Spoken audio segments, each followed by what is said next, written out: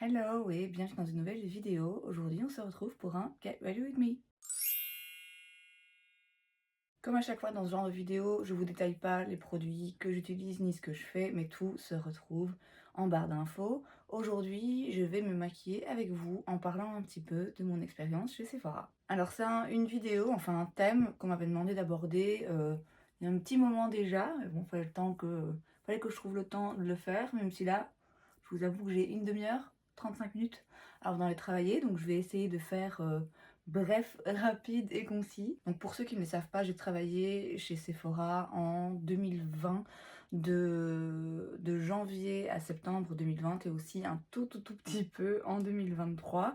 Je vais vous expliquer tout ça, à commencer par pourquoi et comment j'en suis venue à travailler là-bas. Il faut savoir que je suis belge, je vis en Belgique, on n'a pas de Sephora ici, et de base j'ai fait des études de sciences politiques et ma principale expérience professionnelle à l'époque, et c'est toujours le cas d'ailleurs, c'était prof d'anglais. Donc clairement, j'avais a priori rien à faire chez Sephora. J'avais pas aucune formation professionnelle ni dans la vente ni dans le make-up, et en plus j'avais pas accès au magasin dans mon pays. Donc on est en 2019, ouais, en 2019, ça fait quelques années à ce moment-là que j'ai redécouvert un petit peu ma passion pour le make-up. Mais c'est vrai que l'idée de travailler chez Sephora, je vous dis, me faire pas l'esprit parce que de toute façon, c'est pas une possibilité. En tout cas, j'ai pas l'impression que c'est une possibilité. Mais c'est sûr que étant, euh, étant particulièrement fan du maquillage et du domaine de la beauté, ça représente un petit peu pour moi à ce moment-là le Saint Graal, quoi. Et il me semble que déjà à l'époque, il y a quelques fois où je me pose un petit peu la question, tiens, est-ce que je pourrais pas trouver un travail dans ce genre de magasin et dans ce domaine, mais bah du coup en Belgique. À l'époque, je fréquente quelqu'un qui vit en région parisienne. Je me rends très souvent en région parisienne et donc du coup très souvent dans les Sephora. Et en en août, il me semble, en août 2019, donc, il me propose de vivre, d'aller m'installer là-bas pour qu'on soit ensemble. Bon, c'était pas vrai, c'était pas vraiment quelque chose qu'il avait prévu, mais bref, ce sera l'objet d'une prochaine vidéo. Mais tout ça pour dire que en août, je me projette dans la possibilité, effectivement, d'aller m'installer en région parisienne. Et tout de suite, en fait, le premier truc qui me vient en tête, c'est ok, si je vais vivre là-bas, alors je veux travailler chez Sephora. Et donc je commence à ce moment-là à aller, il y a un site de recrutement pour Sephora. Je commence à aller sur le site, à regarder les annonces, à postuler en ligne. J'ai absolument jamais aucune réponse positive, j'ai jamais de réponse du tout d'ailleurs. Quelques semaines plus tard, cette relation en pointillé est de nouveau terminée et je me rends à l'évidence que en fait, il n'avait jamais vraiment eu l'intention que je m'installe là-bas. Et, euh, et c'est vrai que je me dis assez rapidement, je sais que ma déception, bon alors certes, je suis déçue pour la millième fois, parce que pour la millième fois, je me rends compte que ce truc ne va nulle part. Mais c'est vrai qu'en fait, la perspective d'aller m'installer en région parisienne et de travailler chez Sephora, rien que ça, déjà, en fait, ça m'avait remotivée et ça m'avait donné envie en fait. Mais bref, l'idée tombe à l'eau. Je me dis pas à ce moment-là, tant pis, j'y vais quand même parce que ça n'a aucun sens. Et puis parce que je suis de nouveau un petit peu à terre, le cœur. Le cœur brisé, on se comprend. Mais bon, voilà, clairement, à ce moment-là, simplement, j'accuse le coup. Et oui, je me dis juste, bon, ben voilà, dommage. Et les mois passent et je me retrouve en décembre 2019. Je me retrouve à Paris. J'avais été voir un spectacle d'humoriste là-bas. Et le revoir lui aussi, hein, entre parenthèses, dans la même soirée, mais c'est un autre sujet. J'avais été voir un spectacle d'humoriste à Paris et ce soir-là, avant le spectacle, je m'arrête dans un Sephora faire des magasins, pour faire du shopping, comme je le faisais à chaque fois. Et là, en fait, je me dis, je sais pas, déjà en marchant dans les rues à Paris, j'ai une espèce de révélation où je me dis, mais en vrai, moi je me plais bien ici, j'adore cette ville. Et ouais, je me faisais une telle joie de la possibilité de travailler chez Sephora, ça me paraissait, c'est tellement un waouh, un rêve trop bien. bah, en fait, pourquoi je le fais pas? Et là, je vais dans un Sephora et je pose la question. J'arrive devant le conseiller de vente qui est à la caisse et je lui demande, je dis: «Excusez-moi, mais comment?» Je lui explique, si je veux travailler ici, comment je fais? J'explique que j'avais postulé en ligne et il me dit tout de suite: «Écoutez, allez en magasin, allez directement dans les magasins, faites le tour des magasins». Il y en a une trentaine à Paris, en tout cas à l'époque, il y en avait une trentaine, dans Paris et il dit: «Voilà, donnez votre CV, c'est vraiment beaucoup plus comme ça, que ça va marcher» et là, bah, voilà, je prends la décision, on était le 7 ou 8 décembre, le 8 je pense, je prends la décision unilatérale de: «Bah, tu sais quoi? On s'en fout, avec ou sans lui, va vivre à Paris, qui est quand même une des plus belles villes du monde et va travailler chez Sephora puisque c'est ce que tu voulais et ça te passionnait, ça te revigorait, donc vas-y, fais-le».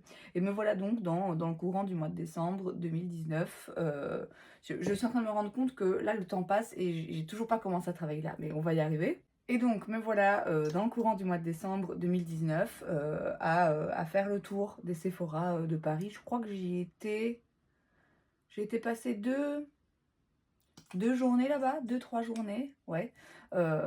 J'avais pris la liste, de toutes les adresses et je parcourais, Paris à pied, de magasin de Sephora en Sephora, en allant déposer mon CV, en espérant que quelqu'un me prenne, en sachant que moi, à ce moment-là, je vis en Belgique, donc j'ai pas de portable français, j'ai pas de compte en banque français, j'ai pas de logement français et pour trouver un logement, beh, forcément on me demande un contrat de travail et quand j'ai postulé, on me dit: «Oui, mais bon, si vous vivez pas ici», enfin bref, ça paraît comme ça un petit peu compliqué, ça paraît une décision complètement coup de tête qui n'a aucun sens, mais moi j'y suis je suis à fond et je m'y rends le 31 décembre, enfin le 30, je pense que j'y vais dès le 30 décembre, je postule un petit peu, puis le 31 décembre, je vais célébrer la nouvelle année, le début de 2020.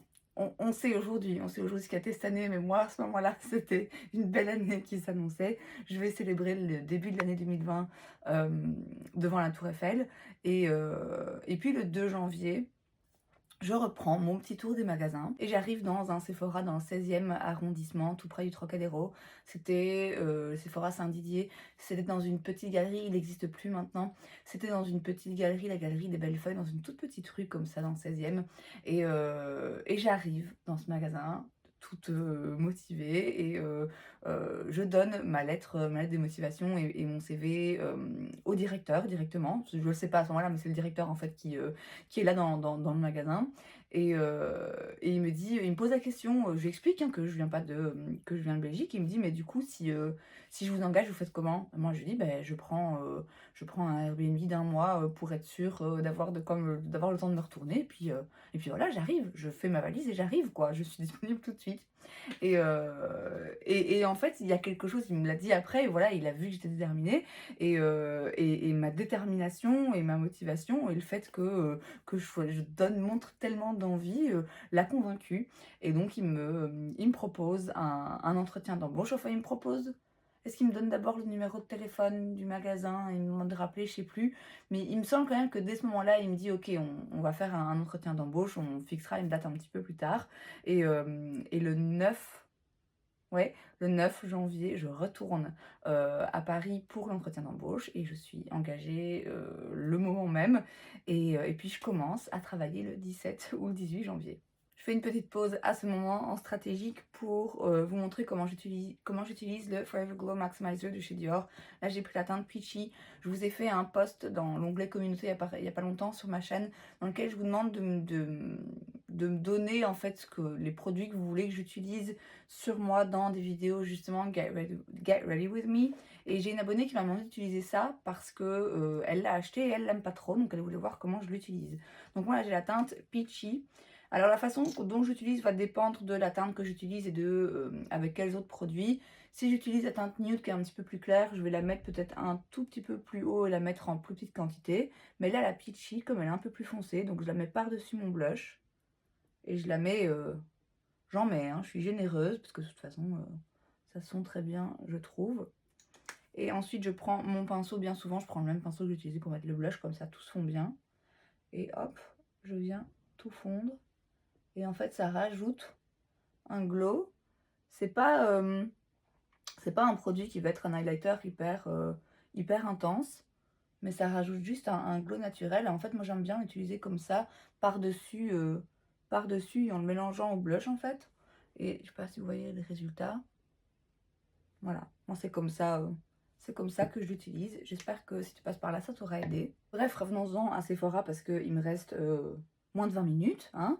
Et donc voilà, j'ai commencé, voilà comment j'ai commencé à travailler chez Sephora. Alors, mon expérience, ma première expérience dans ce magasin, ma foi, a été très très bonne. Les 2 premiers mois, en tout cas, se sont très très très bien passés puisque, puisque le 14 mars, 15 mars, je sais plus exactement, mais dans ces eaux-là, ma période d'essai a été validée et j'ai été officiellement engagée donc en CDI. Et en fait, le problème, c'est que le lendemain, mais vraiment, hein, le lendemain de la fin de ma période d'essai, de la validation de ma période d'essai, Macron a dit: «Allez hop, on ferme tout, terminé, tout le monde reste enfermé chez soi». Et non, 2 jours après, le lendemain, Sephora a annoncé qu'il fermait tout et 2 jours après, Macron disait: «OK, en fait, tout ferme, tout le monde reste chez soi, ne bougez pas».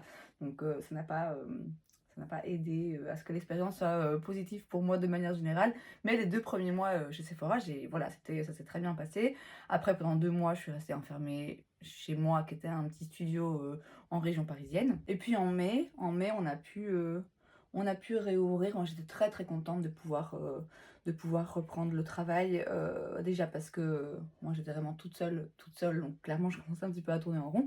Et puis parce que j'adorais ce travail. Moi, j'étais venue là pour commencer, un nouveau parcours professionnel, commencer une nouvelle vie. Donc clairement, j'avais pas envie, j'en avais un peu marre de la passer enfermée chez moi. Donc en mai, on a repris le travail et donc j'ai travaillé, j'y suis restée donc de mai à septembre. Alors ces mois-là, se sont un peu moins bien passés. Alors c'est pas à cause de Sephora, hein, c'est juste, moi, ma vie personnelle et puis le post-confinement aussi qui a été, psychologiquement, très difficile à vivre, enfin le confinement qui a été très difficile à vivre psychologiquement. Les conditions de travail étaient un petit peu plus compliquées parce qu'il fallait toujours mettre un masque. Normalement, on n'avait plus trop le droit d'approcher le client, mais bon, c'est compliqué quand on doit maquiller quelqu'un. Hem mais voilà, j'aimais quand même toujours ce que je faisais.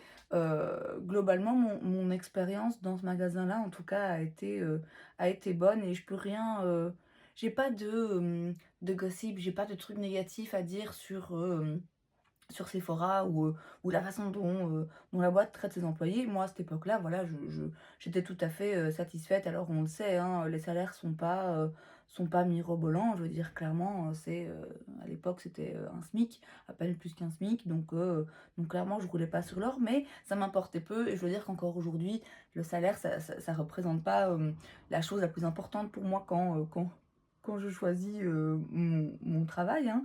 Mais bon, c'est vrai que ça commençait quand même aussi un peu à jouer le fait que je me rendais bien compte, vivre en région parisienne, ça ça coûte cher et clairement quand on gagne pas beaucoup d'argent, beh, ça veut dire qu'on peut faire très peu de choses et c'est un peu frustrant en fait de travailler à Paris, de vivre en région parisienne, d'avoir plein de choses qu'on a envie de faire et en fait de pas avoir le budget pour et de voir à côté de ça des ouais, de voir des personnes venir dépenser 300 balles pour une crème dans le magasin pendant que toi tu es là, «Putain, je suis payée des cacahuètes pour te la vendre et je dois quand même vivre ici». C'est vrai qu'il y avait quand même, quelque chose qui commençait là à me déranger, mais bon, c'est pas quelque chose que, oh là là, je reproche à Sephora mal payer ses employés. Globalement, je reproche à toutes les grosses boîtes qui sont, détenues par des milliardaires de ne pas assez payer leurs employés par rapport aux couilles en or qu'ils sont. Excuse-moi mon vocabulaire, mais clairement, ça, je pense que c'est quelque chose qu'on peut dire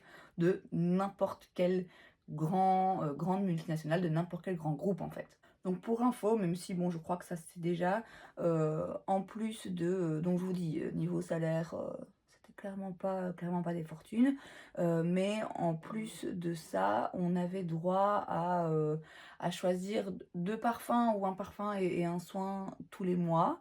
Ce qui au début je me disais: «Oh trop bien», mais encore une fois, après quelques mois, tu commences à te dire: «Oui bon, OK, c'est bien, mais ça va pas payer mon loyer. Et on avait aussi des cadeaux marques, donc tous les mois, on avait quelques marques offraient l'un ou l'autre produit, nouveauté ou produit classique de la marque beh, pour nous aider à les vendre. Parce que clairement, quand, encore une fois, quand tu gagnes un SMIC, t'achètes pas, un sérum Estée Lauder. Mais si tu dois le vendre, bah, c'est bien que tu l'utilises pour que tu vois qu'il est efficace, pour que tu sois un petit peu plus convaincant quand tu dois le recommander. Et donc encore une fois, moi en tant que, grande fan et grande consommatrice de maquillage, c'était un truc où je me disais: «Waouh, trop bien, je vais avoir du make-up gratuit». Mais encore une fois, au fur et à mesure que les mois passent et que la réalité me rattrape, je commence à me rendre compte que, ouais bon, c'est bien, c'est sympa, mais je suis pas sûre que ça vaille, forcément le coup. On a aussi, quand on travaille chez Sephora, on a des primes en fonction de si le chiffre d'affaires est fait ou pas. Et là, le problème, c'est que pour rappel, on se trouve à la période post-Covid, où tout est quand même un petit peu chamboulé. Et en plus de ça, c'était pas un magasin où il y avait une énorme fréquentation. D'ailleurs, quelques mois après, il a fermé. Donc je pense que ceci explique cela. Et donc en fait, on fait très rarement les chiffres qu'on est censé faire. Et donc du coup, on a très, très rarement des primes de dingue. Et donc voilà, ça commence quand même un petit peu à me chipoter ce truc de bon, je gagne, je sais plus à cette époque-là, je crois que c'était 1 200 1 300 € et j'ai un loyer à 750 balles. Ça devenait un petit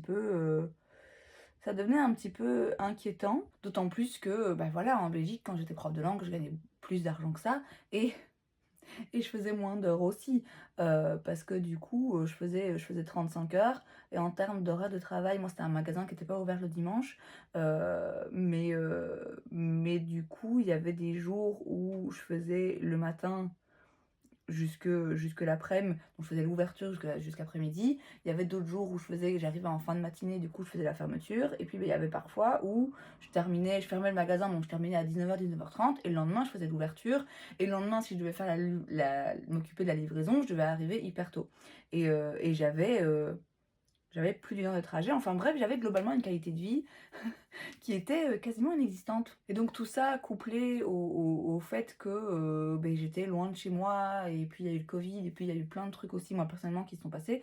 Tout ça a fait que finalement, au mois d'août, j'ai rendu ma démission. Et donc j'ai presté, un mois de préavis. Et voilà, j'ai décidé de partir parce que je me rendais bien compte que c'était plus vivable pour moi pour le long terme, par rapport à ma santé mentale et par rapport à ma santé aussi tout court. Et j'ai pas quitté, cet endroit de gaieté de cœur, hein. Je me rappelle que le dernier jour, j'arrivais pas à quitter le magasin, à descendre et à retirer mon uniforme, à aller me changer et à quitter quitter le magasin, parce que vraiment j'aimais beaucoup ce que je faisais. Mais voilà, malheureusement, il y a eu plein d'autres choses qui sont arrivées, qui ont fait que ça n'a pas été possible. Mais pour en revenir de façon un petit peu plus précise et plus détaillée à mon expérience vraiment en tant que vendeuse chez Sephora, à ce moment-là, en tout cas, j'ai pas de grief particulier. Je peux pas dire que ça me plaisait pas, ça me plaisait beaucoup. On avait tous les matins, on avait un brief. Et pendant le brief, en fait, on nous expliquait un petit peu les objectifs de la journée, aussi bien en termes de chiffres que de marques à mettre à l'honneur, puisque je crois que c'est chaque semaine, ça changeait chaque semaine, une fois par semaine, je pense. Tous les jours? Non, pas tous les jours. Je crois que c'était une fois par semaine.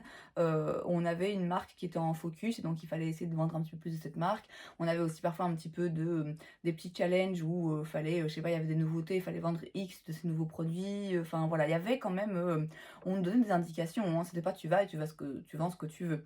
On avait, ouais, on avait certains objectifs à réaliser, mais c'était pas non plus, c'était pas vendre pour vendre. En tout cas, moi, c'est pas l'impression que ça m'en donnait. J'avais pas l'impression de devoir mentir ou de devoir recommander des produits que j'aimais pas ou que je connaissais pas. Mais je trouve que c'est quand même intéressant de savoir que quand une conseillère vous dirige vers une marque en particulier, c'est pas forcément parce que elle vous recommande cette marque, c'est peut-être aussi juste parce que c'est la marque cette semaine-là qu'elle doit mettre à l'honneur. Je vous dis, hein, ça veut pas dire qu'on ment, ça veut pas dire qu'on recommande n'importe quoi. Mais oui, clairement, c'est pas, c'est jamais un hasard en fait là où on vous emmène. On faisait parfois aussi, le samedi, souvent on faisait ça, on faisait des petits challenges entre nous où on comptait les points en fait, de certains trucs. On devait aussi le plus possible, faire faire des cartes, en fait, créer des cartes, parce qu'il y a plein d'indicateurs, en fait, hein, qui sont pris en jeu, pour déterminer qu'un magasin fonctionne et pour déterminer qu'on peut avoir, on peut prétendre à des primes, à des promotions et cetera et il y a plusieurs facteurs, notamment le fait que, je sais plus comment ça s'appelle, hein, ça se fait dans tous les magasins, mais en gros, il faut que le plus possible de clients qui rentrent, achètent quelque chose, ça paraît logique. Il y a aussi le panier moyen, donc il faut le plus possible que le panier soit rempli, qu'on rajoute des choses et il y a aussi, l'indice fidélité, donc le fait de créer, des cartes, et donc on évitait le plus possible que quelqu'un fasse un achat sans que ce soit lié à une carte Sephora. Donc quand quelqu'un avait pas de carte, on essayait de forcer le truc pour qu'ils en prennent. Donc sachez que dans certains magasins, quand la vendeuse vous demande si vous avez une carte de fidélité et vous en propose une, sachez que parfois en fait ils sont évalués là-dessus aussi. Alors je sais parfois les cartes c'est chiant, de se mettre sur un listing client, adresse email et tout, mais sachez quand même que très souvent les vendeuses elles gagnent pas des masses d'argent et elles sont évaluées là-dessus. Donc si ça vous coûte pas grand-chose, hein, de faire une carte, franchement faites-la, ça fait plaisir. Nous je me rappelle on avait des petits papiers avec nos prénoms et les jours de la semaine on devait faire des croix, enfin des petites barres à chaque fois qu'on faisait des cartes de fidélité et moi c'était mon truc, j'en faisais, mais je crois que c'est moi qui en faisais le plus. Donc bref, voilà, voilà pour ma petite expérience chez Sephora, pour la première en tout cas, qui je vous dis a été bonne. Si vous vous attendiez à ce que je balance des trucs et que j'en parle négativement, voilà, je peux pas le faire parce que globalement, cette première fois en tout cas, j'ai pas eu l'impression d'avoir été maltraitée, j'ai pas eu l'impression d'avoir été exploitée. Globalement, j'adorais ce que je faisais et je m'y sentais bien.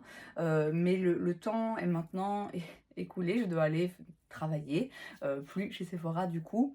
Donc voilà, dites-moi si vous avez des questions à me poser, je peux faire une partie 2 puisque j'ai retravaillé par la suite au Sephora des Champs-Élysées, là ça n'a duré qu'un mois et là, bah, mon expérience a été un petit peu moins positive.